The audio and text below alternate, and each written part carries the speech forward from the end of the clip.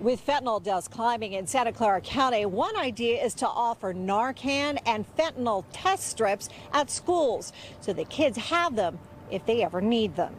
Narcan is an FDA-approved medication used to treat people for fentanyl or other opiate overdoses.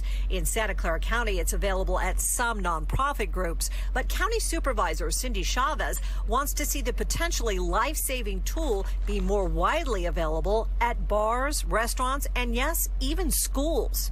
We're saving as many lives as possible, particularly for young people that are really not knowing what they are ingesting.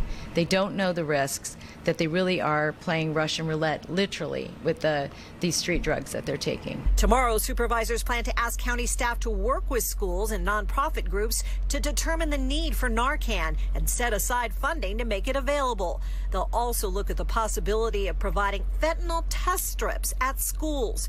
The strips allow someone to test street drugs to determine whether they've been cut with another deadly substance. And the more we can do preventive work, educate, and provide the tools to families, schools, and youth, I think the better off we are in terms of bending this curve and reducing the number of young people that are dying or overdosing. According to the district attorney's office, the number of fentanyl deaths in the county has grown steadily the past 5 years. For this year, we had approximately 41 fentanyl-related poisoning deaths this year.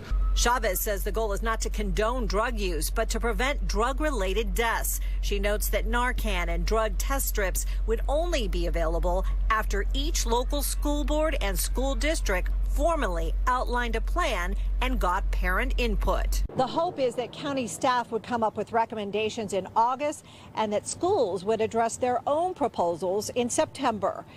In San Jose, Marianne Favro, NBC Bay Area News.